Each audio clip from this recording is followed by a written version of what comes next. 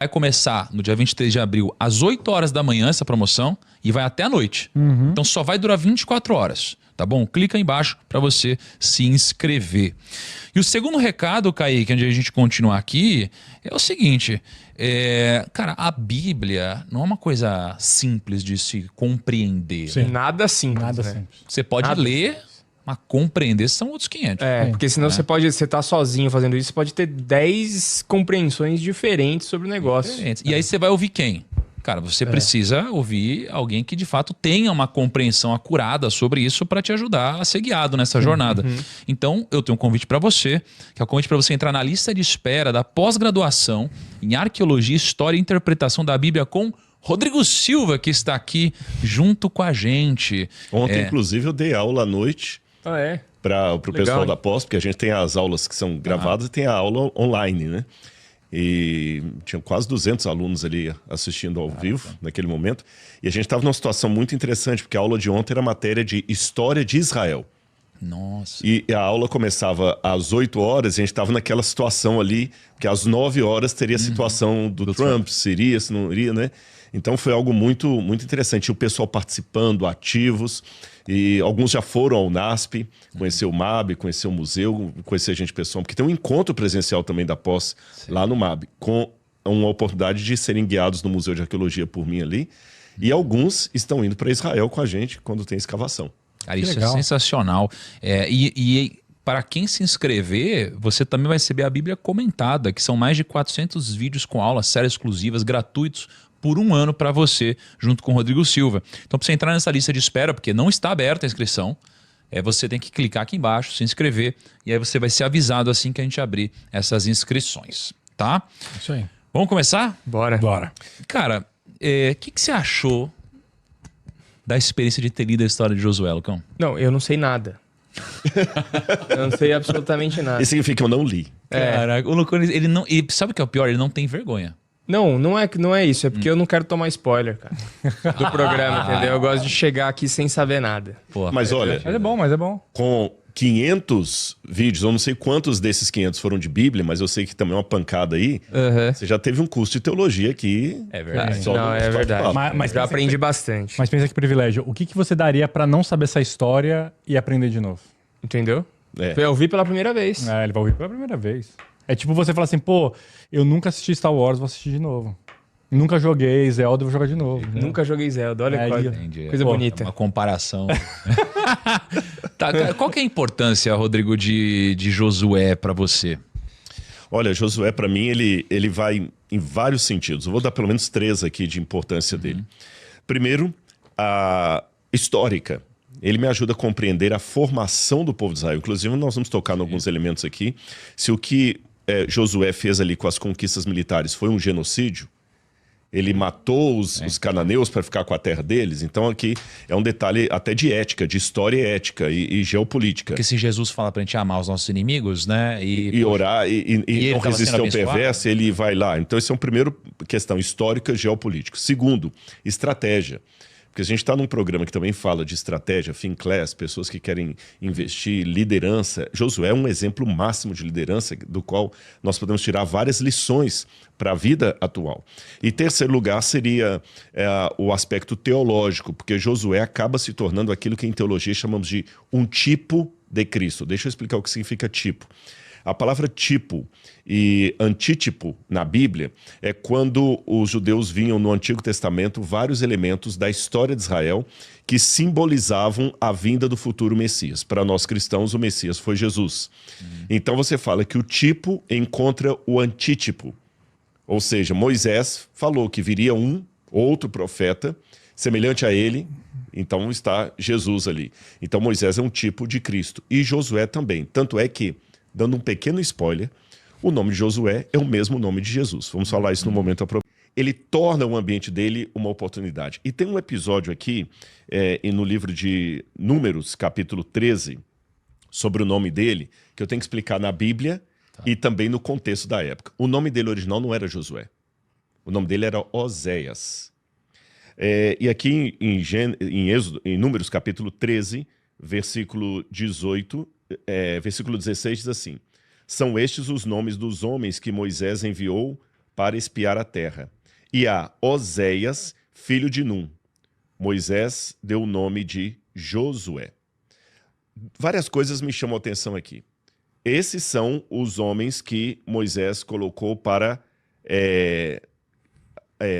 espiar a terra da promessa. Mas destacou o nome de Oséias.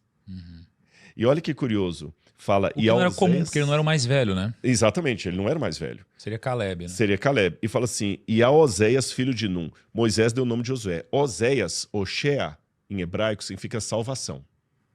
E Josué e Yehoshua significa o Senhor é a salvação.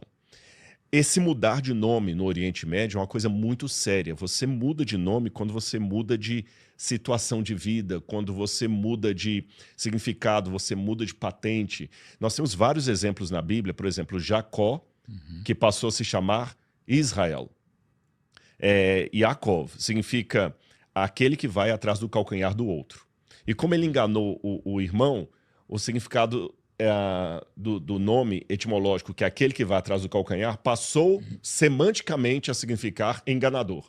E Deus falou, você não vai ser mais o Jacó, o enganador, que vai atrás do calcanhar. Você vai ser agora Israel. Porque Israel significa aquele que luta com Deus e prevalece. Avram, que sai lá de Ur dos Caldeus, passa a se chamar Avraham. Tá certo? Então Abrão seria pai exaltado. Mas Abraão, pai de muitos povos. Sarai, minha princesa, passa a ser Sara, princesa. E outros casos, a Bíblia fala que Saulo também passou a se chamar Paulo de Tarso. E o Oséia, que é salvação, passa a significar o Senhor é a salvação. É como se o seu nome tivesse assim, um plus, algo a mais. Então ele mudou realmente de patente ali pelo próprio Moisés. Esse é um gesto muito significativo na Bíblia. E quando ele vai com os 12... É curioso que no próprio livro de Números aqui fala que os 12, quando vão espiar a terra, eles voltam desesperados. A fala deles assim, de muito covardia. Eles falam o seguinte, olha, no capítulo 13, verso 33. Também vimos ali gigantes, os filhos de Anak.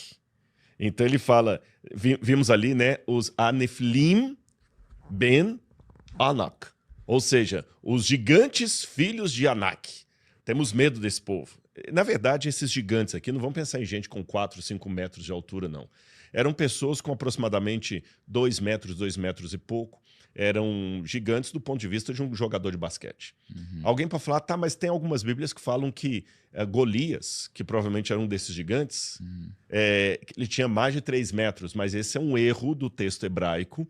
Nós já temos manuscritos do Mar Morto que foram encontrados, onde fala que a altura de Golias não era 3 metros, era 2 metros e 10, alguma coisa assim. Sério? 2,30, 2,20. Puta, pros filmes agora ficou ruim então, né? Ficou Porque ruim. fica muito menos fantasioso. A licença poética, mas lembremos também que, pelo que a gente encontra de ossadas do Oriente Médio, vocês vão surpreender agora, os judeus do passado eram baixinhos.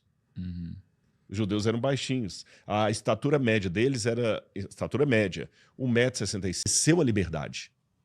Ele já nasceu numa época em que seus pais eram escravos do Egito e que ele mesmo era escravo do Egito. Então já foi tudo, era muito novo para ele, muito inédito. O Josué novo, ele não alcançou uma época em que ele podia ser dono de si mesmo. Então tudo era muito novidade, ele aproveitava cada ambiente, ele queria aproveitar e aprender tudo. E quando Moisés está passando com o povo hebreu ali pelo deserto do Sinai, quem hoje olhar no mapa, você vai ver que tem o Egito, tem a Península do Sinai, e aqui começa na parte superior. O Sinai, na verdade, ele tem uma bifurcação aqui, que formam 2 braços de mar. Um é o canal de Suez e o outro é o Golfo de Áqaba.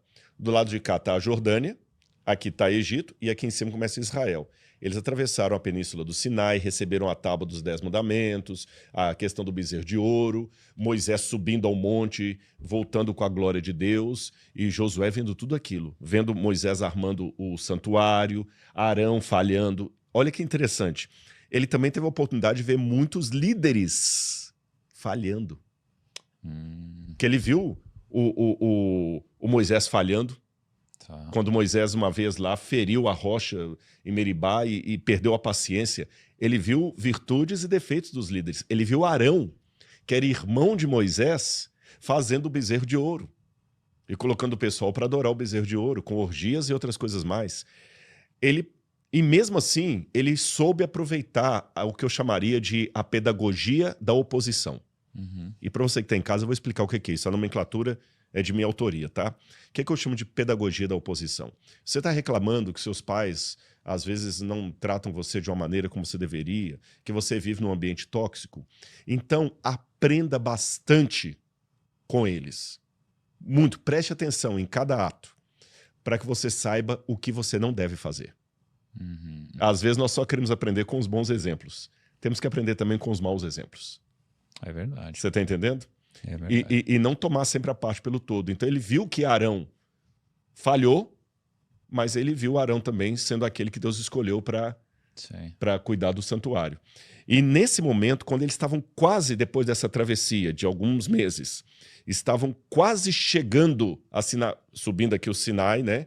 Quase chegando ali na fronteira para a Terra Prometida, antes de entrar, vamos pegar 12 espias ou espiões, se vocês quiserem, isso era comum na época, saiam para ver o que a Terra tem de bom.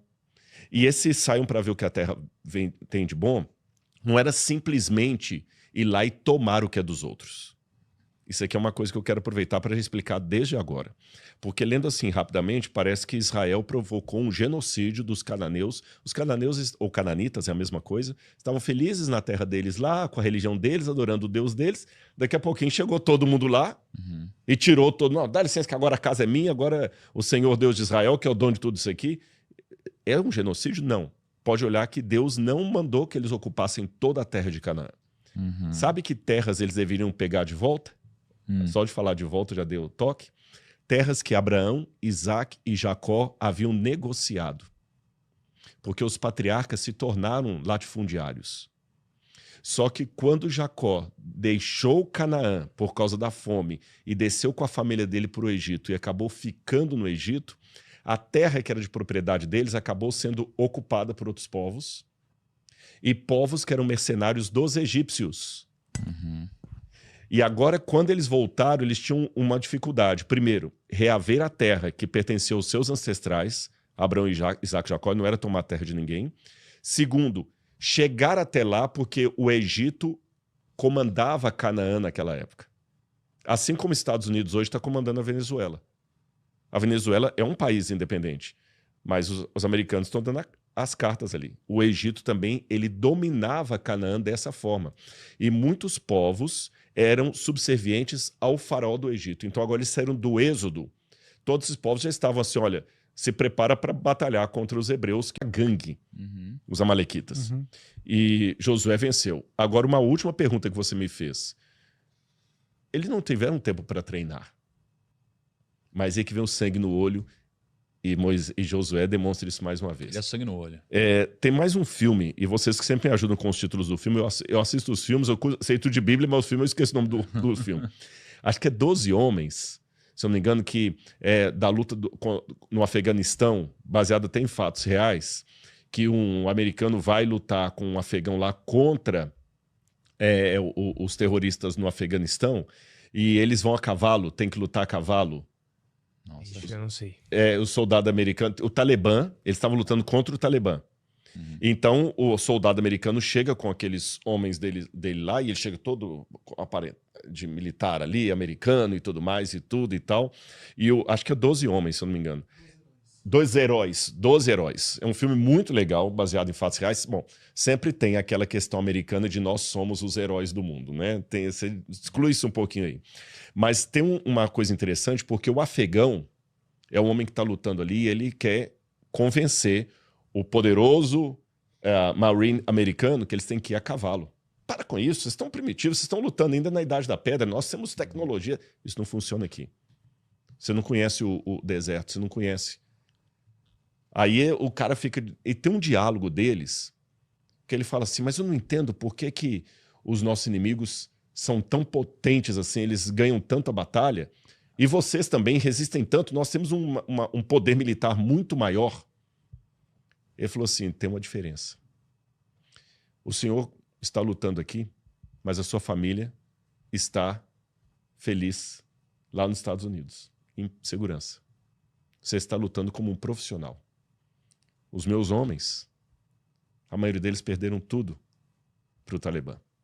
As mulheres foram mortas na frente deles, foram violentadas na frente deles, os filhos deles foram mortos, a casa deles foi incendiada. Não sobrou mais nada para eles, a não ser a dignidade e a esperança, de lutar por esperança e por dignidade. Esse é o diferencial. Vocês lutam por profissão. Nós lutamos por isso que eles têm mais sangue no olho e conseguem superar até a tecnologia que vocês têm. Então, ali, no caso dos amalequitas, eles estavam lutando por profissionalismo. Queremos tirar dinheiro de alguns, como sempre fazemos. Os hebreus, liderados por Josué, que tinham sangue, estavam lutando por liberdade, por idealismo. E isso, às vezes, chega a superar a tecnologia. Pô, e eu tava pensando enquanto você fala, né? Pensando de uma forma lógica, né? Além da sua lógica, que já, poxa, fez muito sentido. Cara, se você botasse Moisés no campo de batalha, você tinha um risco-retorno muito desproporcional. Sim, ele tinha 80 anos. Ele tinha 80 anos, era um senhorzinho velho. lutando. Ele provavelmente não iria agregar muito numa batalha como essa. Ele provavelmente iria morrer. Ou as pessoas teriam proteger ele, né, para ele não sofrer esse tipo de coisa. E se a gente tem uma perda dessa, se você perde o líder, a moral do exército acaba. Então, ele numa posição como essa era um risco para a operação. E agora, um líder ali numa posição de destaque, ele agregar muito mais valor para todos. Né? Então, ele está numa posição de inspiração também, numa posição de tô junto com vocês, vamos para cima.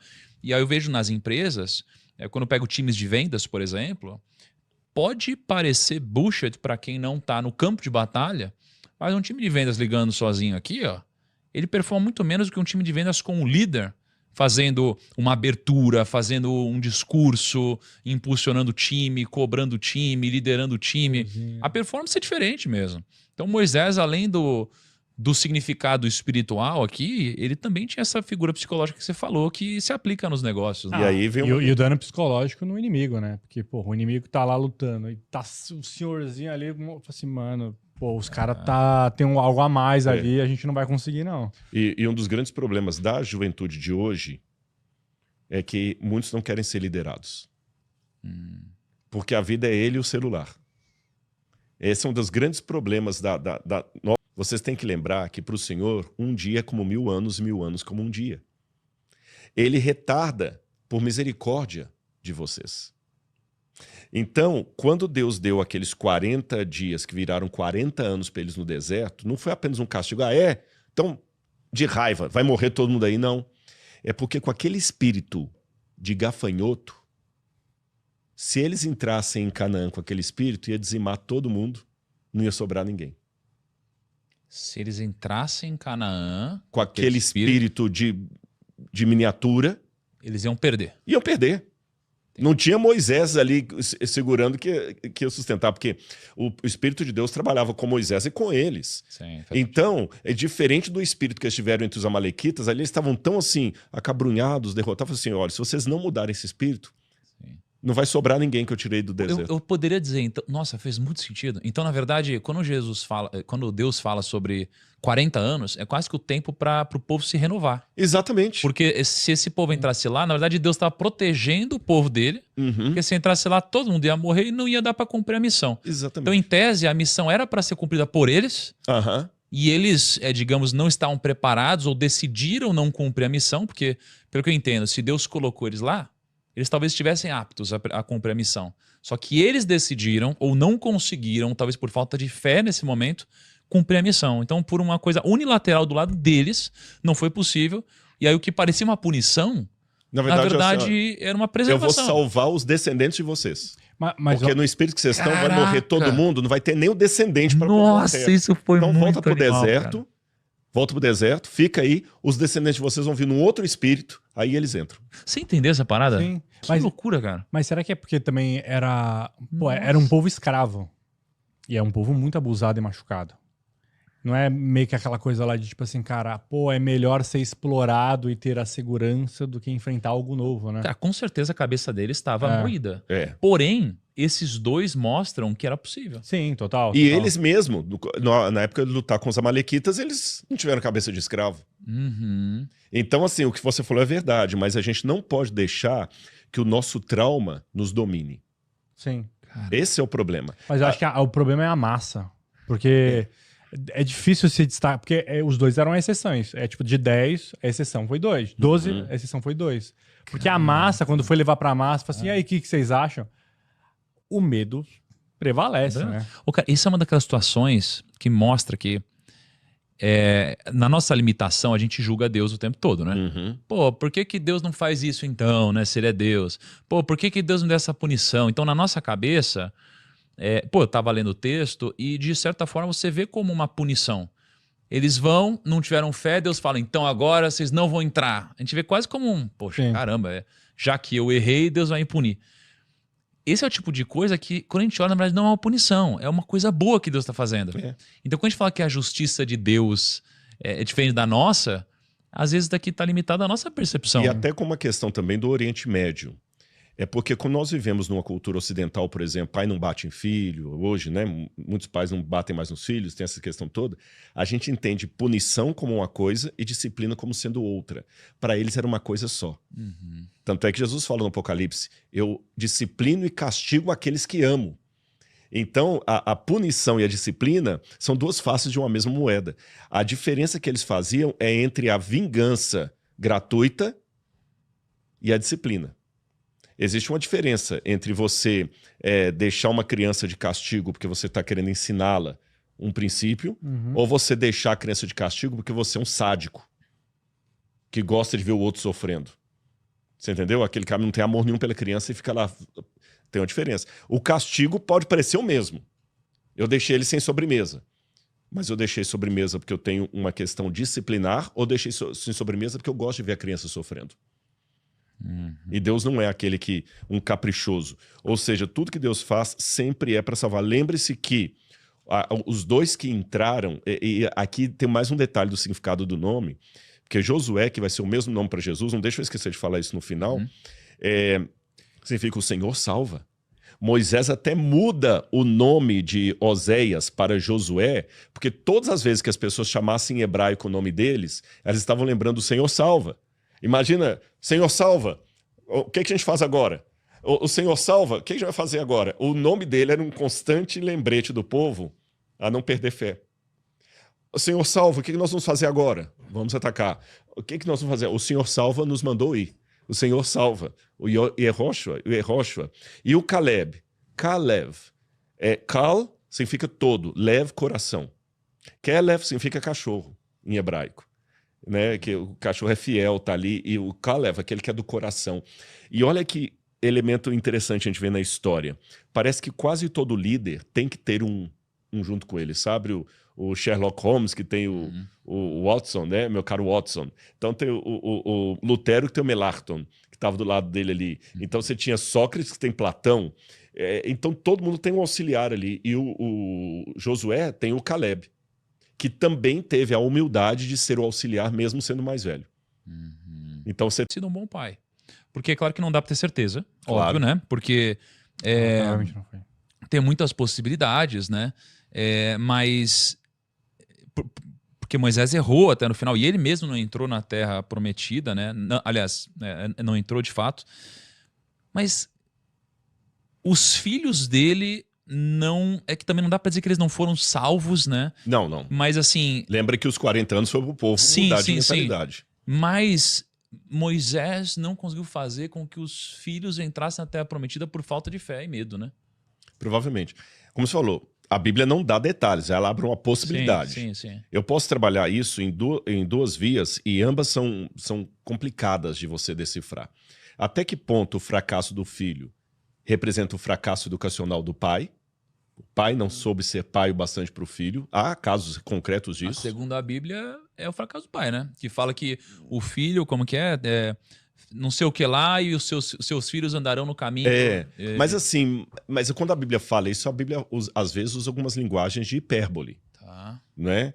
Porque eu não posso tomar isso tanto a fogo e ferro, porque, por exemplo, dos 12 apóstolos, um resolveu ser o traidor, Judas. Foi falha de Jesus?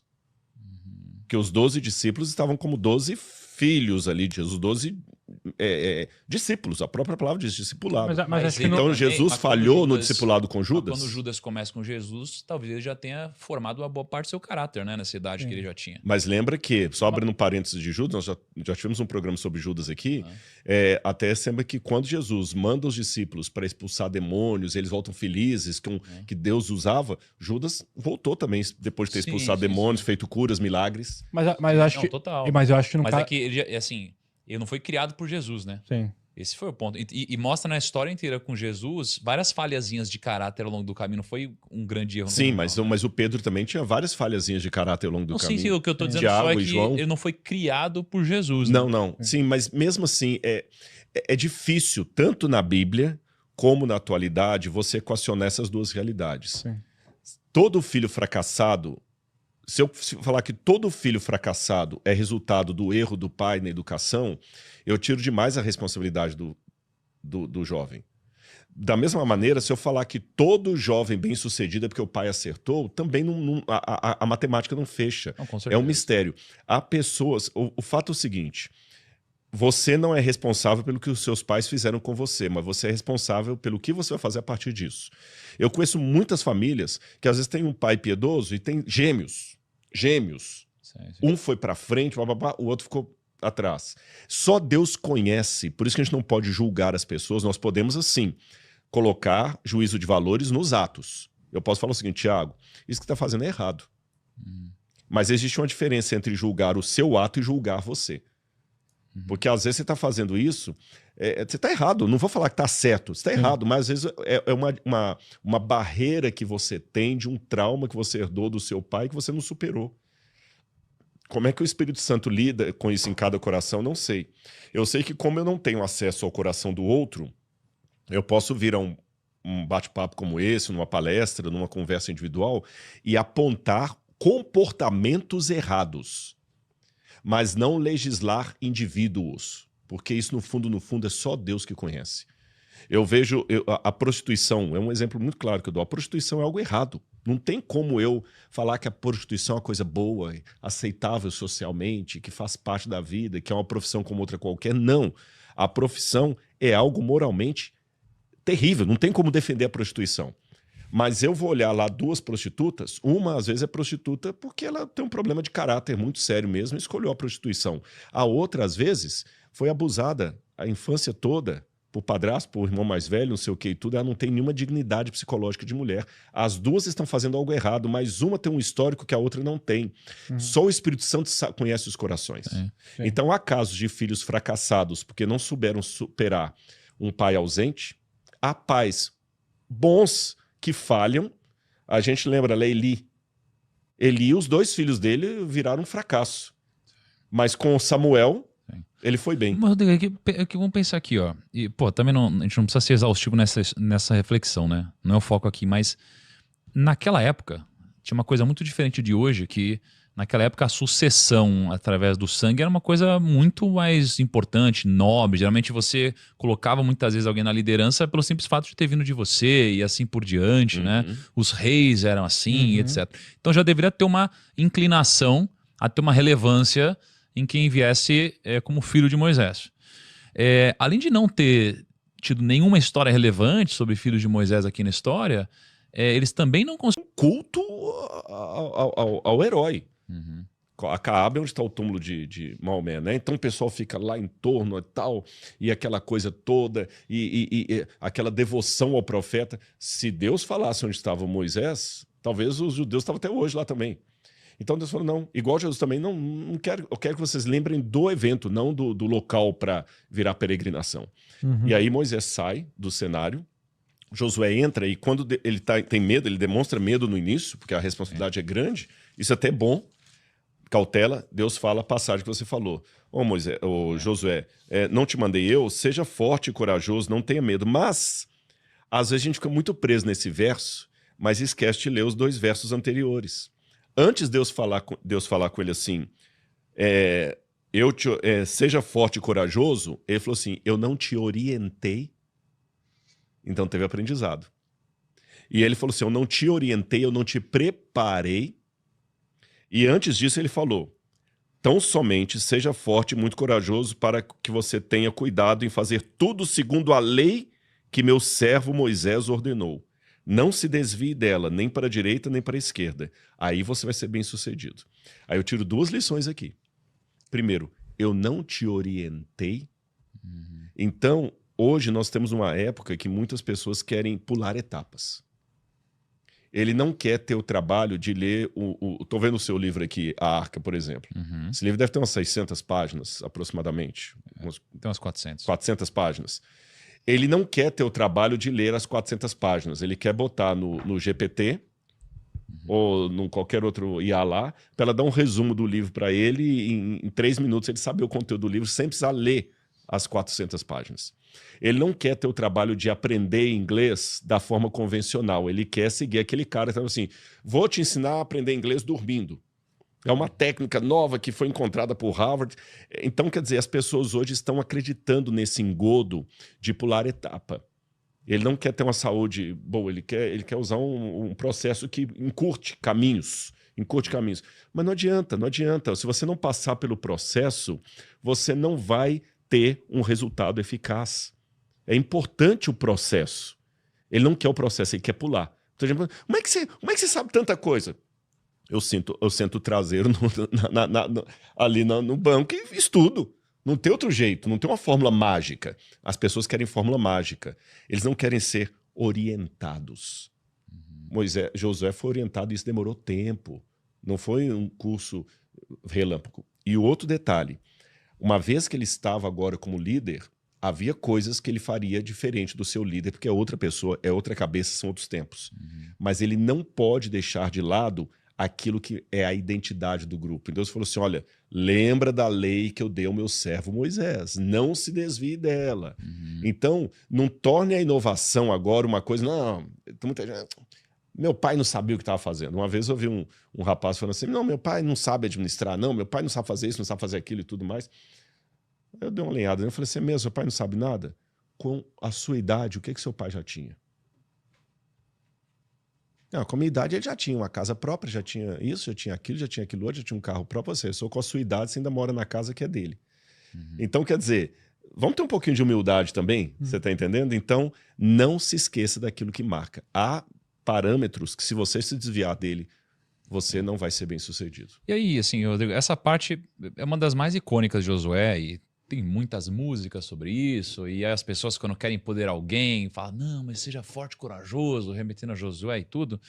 E assim, vamos partir do pressuposto aqui que Josué... Seja forte e corajoso, não idiota. É isso. Mas vamos partir do pressuposto aqui que Josué, por ter sido um personagem tão relevante, histórico e bíblico, ele com certeza é um cara de muita fé, né, meu? É um cara diferente. Vou assumir que tinha mais fé do que eu. E como que um cara com mais fé do que eu sabe que é Deus que está conduzindo ele, sabe que o direcionamento está vindo de Deus e mesmo assim está com medo, né? E precisa ouvir de Deus não uma vez, seja forte e corajoso, ele precisa ouvir de Deus algumas vezes isso até ele fazer, né? Então, se eu não me engano, menciona 3 vezes isso no primeiro capítulo, seja forte e corajoso. E aí como que eu levo isso para a nossa vida? Qual que é o segredo para eu conseguir enfrentar o medo? Porque, poxa, mesmo tendo fé, ele estava com medo. E ele talvez não faria se Deus não tivesse dito para ele, poxa, seja forte e corajoso, mesmo ele sabendo que era Deus mandando. E na nossa vida temos situações como essa. Que aí muitas vezes é quando a gente tem aquela crença que não dá para ser, sabe? Eu sei que eu tenho que fazer isso, mas não consigo, sabe? Eu sei que eu tenho que sair daqui, tenho que deixar isso para trás para fazer aquilo.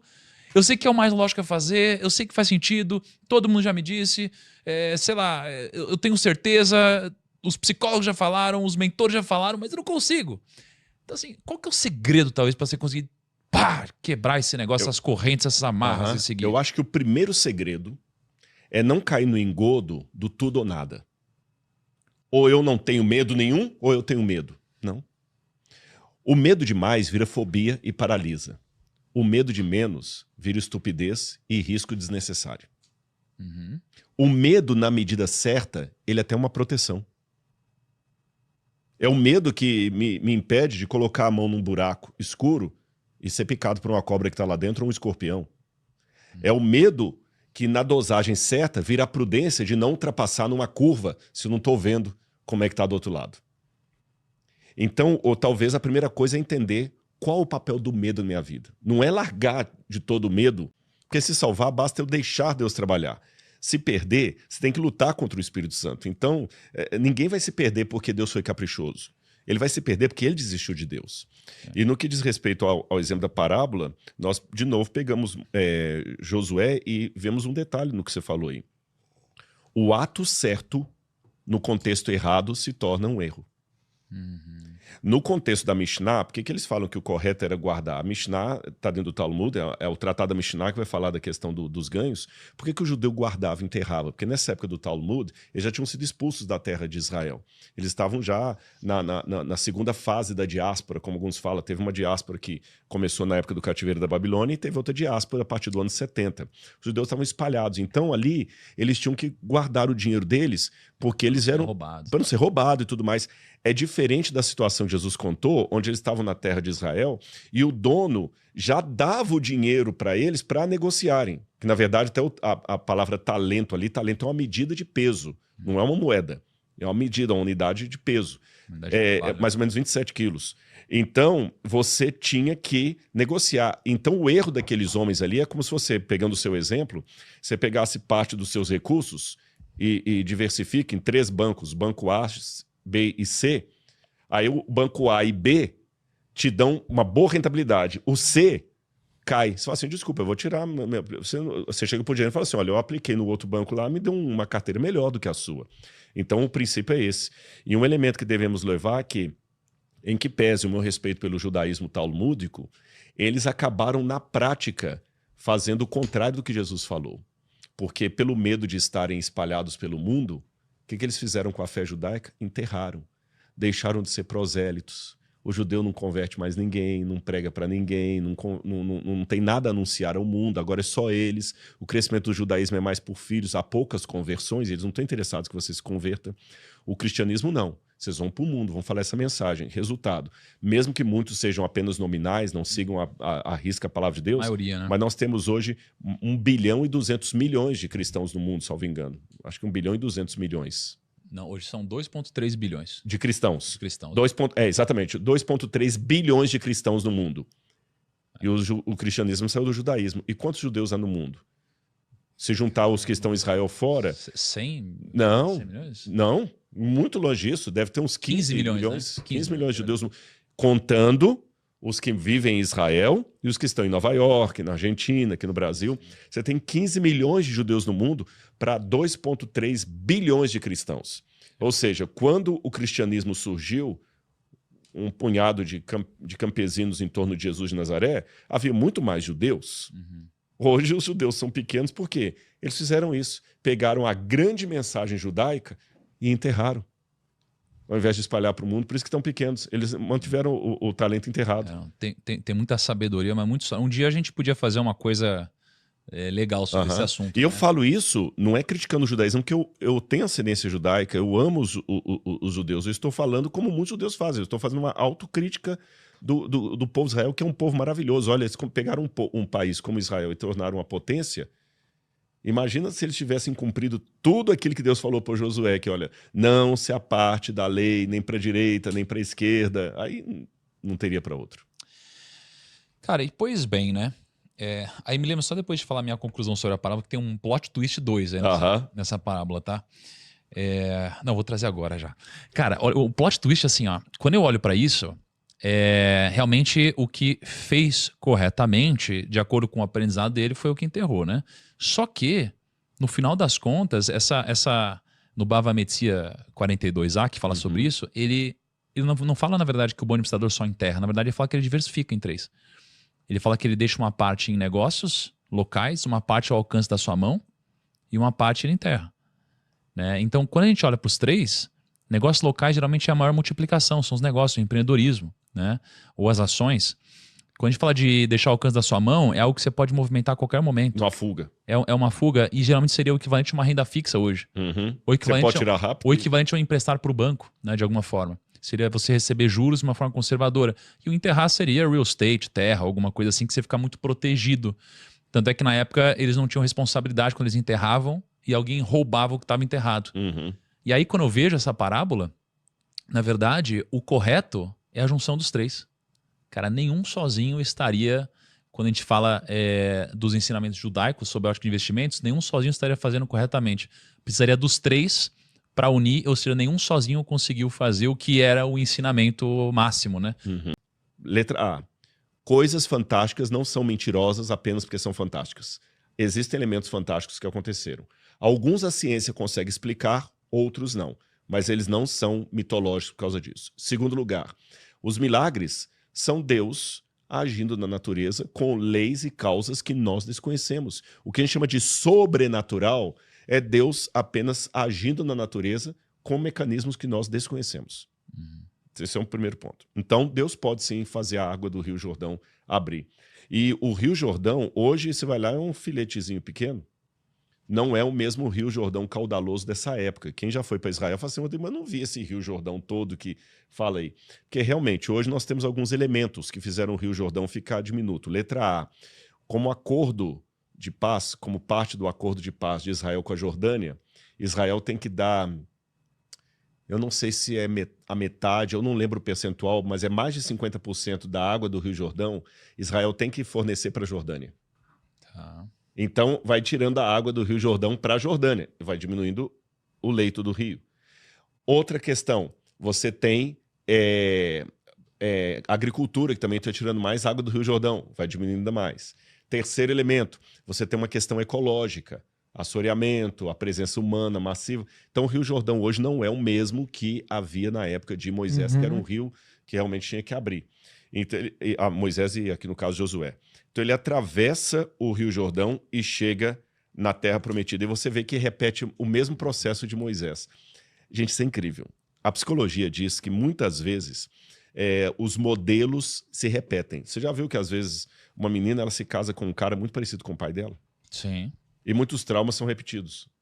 Pode ir lá, tem gente que repete. Você pega algumas famílias, constelação familiar, alguma coisa assim, você vai ver que os modelos são os mesmos. Mas olha, essa família aqui, todo mundo tem uma propensão tremenda a não dar certo no casamento. Você pode olhar, todo mundo tem uma propensão a casar com mulheres muito frágeis. Ou mulheres casam com homens frágeis. Pode olhar que é uma questão assim, quase que o Jung chamaria de inconsciente coletivo. Mas as virtudes também são replicáveis. Não apenas os defeitos, os traumas. E a gente vê que aqui replicou. O Moisés atravessa o Mar Vermelho, sobe no Monte Sinai, dá a lei para o povo, tá certo?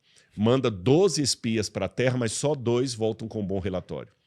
Aí no microcosmo, o Josué faz a mesma coisa. Ele atravessa o Rio Jordão, ele também vai subir no monte lá para falar do Monte da Bênção ou Maldição lá na frente, só que agora ele manda só 2 espias.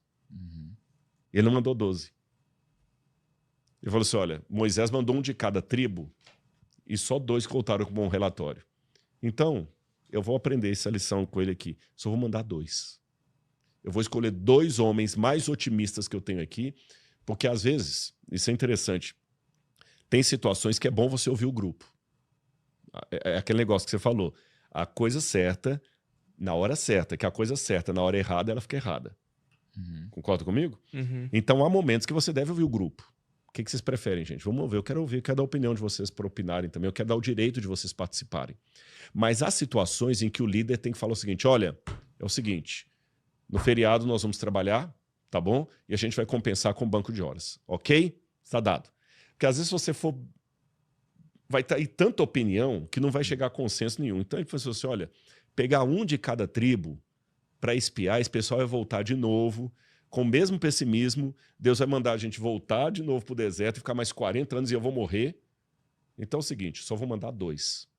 E os 2 que vão trazer o relatório. E são esses 2 que, ao irem espiar a terra, acabam ficando ali hospedados numa cidade chamada Jericó, na casa de uma mulher chamada Raabe. Deixa eu te perguntar um negócio assim, deixa eu voltar um pouco na história, mas realmente, quando você fala que Moisés mandou 12 espias, Muita gente. um líder de cada... Da memória do povo, a figura de Moisés. Se ele fizesse então ele usou com sabedoria. Então, isso, com sabedoria, fala assim, olha, vocês não vão olhar para mim. Olhem para aquilo que Deus nos deu através de Moisés. Olhem para a Arca da Aliança e sigam a Arca. Porque Deus falou com ele, não se aparte do livro dessa lei, nem para a direita nem para a esquerda. Então era uma maneira dele mostrar ao povo que eles estavam sob nova direção, sob nova liderança, mas os princípios inamovíveis ainda eram os mesmos. É aquela questão da empresa.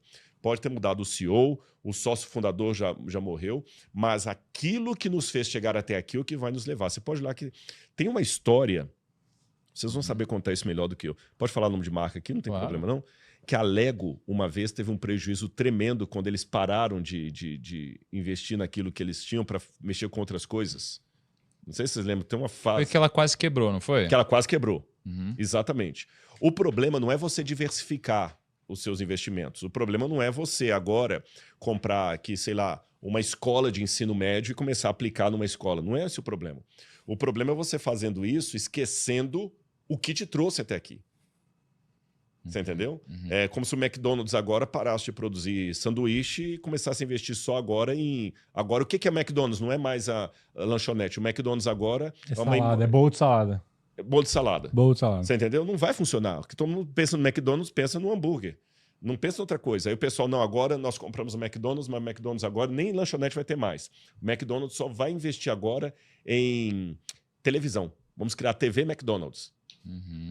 Não faz sentido. Vamos criar um parque de versões da McDonald's. Não tem sentido. O pessoal tá... Cadê o sanduíche? Então, lembrem, nós não podemos apartar da lei. Nós estamos aqui, mas é a lei de Moisés. E a lei que estava dentro da Arca da Aliança é o que foi à frente. Olhem para a Arca e partam. Ou seja, enquanto vocês tiverem a identidade espiritual de vocês, nós vamos vencer. Tá. Cara, e... Enfim, a Arca é um tema... profundo, assim, né? Porque é uma coisa tão tensa que encosta na arca, tem gente que morreu, né? Assim, é uma coisa louca, assim. Então, depois eu queria falar sobre isso, só que aí eles atravessam, então. E aí a gente tem o pós-travessia. Então, depois da travessia, Deus ele manda separar 12 pedras do Jordão, uma para cada tribo, e aí elas viram um memorial para as futuras gerações. Você percebeu? Memorial. Eu peguei o legado, mas eu também o traduzo para a nova geração. Sim. Então eu não posso esquecer o legado que me trouxe até aqui e não posso morrer sem deixar um legado para quem virá. Então tem muito esse simbolismo, né? Depois de algum milagre, poxa, porque foi um milagre, né? Abrir ali o rio Jordão, glorificar a Deus. Né? Então geralmente isso aqui é importante. Renovação da aliança. E aí às vezes quando a gente vive um milagre, a gente esquece de glorificar a Deus e às vezes a gente... vai curtir, vai comemorar, vai ficar feliz, simplesmente coisa e tal, ou vai contar até vantagem. Mas às vezes a gente esquece de Deus. E quando a gente esquece de Deus, depois do milagre, cara, a gente começa a se distanciar dele, né? Por que muitos casamentos fracassam? Um dos motivos é o distanciamento de Deus, né? Não, sim. Mas tem um outro motivo além desse. Não um único, mas um dos motivos é eles não renovam os votos. Pô, então eu nunca vou terminar, porque renova de voto todo ano. Cada 6 meses. Sério, mas é importante relembrar, renovar os votos, lembrar, olha, há X anos eu me casei com você no altar de Deus, eu fiz essa promessa. Esses elementos simbólicos, cerimoniais que a nossa cultura perdeu. Para virar o hábito, para se lembrar. Vamos relembrar. A oração às vezes não é nem para Deus, às vezes é para você, né? Para você se lembrar coisas, e tudo. Né? Então, eles fizeram de novo a renovação de votos com Deus ali. Sim, cara. E assim, às vezes é o que eles tinham, né? Pegaram 12 pedras ali, juntaram e foi assim, mas pelo menos eles se lembraram. Foi mais sobre o sentido do que o que eles fizeram, né? Simbolismo. E aí, então, eles fazem um acampamento em Gilgal, e aí esse lugar vira uma espécie de base inicial das operações de Josué. E ali tem 3 coisas importantes. O povo se reorganiza, e aqui acontece a circuncisão. Significa que muitos já não estavam mais tendo. Exatamente. Então isso aqui já mostra que, cara, assim, igual Jesus, antes de ele começar o ministério dele, ele foi lá, ele foi batizado. Né? Então, assim, aí ele foi batizado, depois ele foi pro deserto. Então, antes de começar a missão, aqui eles iam começar a porradaria.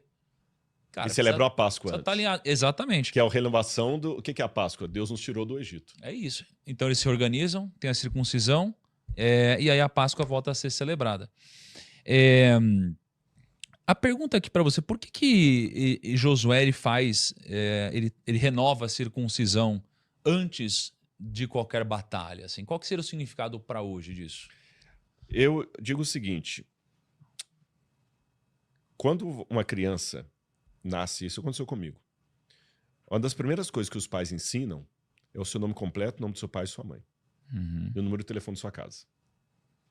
E eu aprendi muito na prática que eu tinha que decorar o nome do meu pai e da minha mãe de cor, nome completo, o número o endereço da minha casa e o número de telefone lá de casa. E eu senti de perto a importância disso quando eu tinha mais ou menos uns 6 anos de idade, 7 anos aproximadamente. E lá em Belo Horizonte, meu pai gostava de tocar em bandinha de carnaval, essa coisa toda, e tinha a Banda Mole, lá em Belo Horizonte. Era tocando lá, e estava no parque do municipal. E começou uma briga, uma pancadaria, gente correndo. Eu, desesperado, criança, vendo aquilo tudo, eu saí correndo no parque municipal e me perdi. Quando eu vi, na multidão, já não vi mais meu pai, não vi mais ninguém. Aí eu cheguei desesperado perto de um policial e falava assim, Wilson Pereira da Silva, Edito da Silva Almeida, Rua Gustavo Silveira, 280. Caraca. Eu ficava repetindo. Aí o policial, calma, calma, calma. Aí o policial me pegou pela mão e tudo, passou o rádio, falou, onde é que estava o seu pai e tal, tal. Mas olha que curioso. O policial falou assim, fica tranquilo, você sabe o seu endereço, qualquer coisa a polícia vai te levar na sua casa. O que eu aprendi com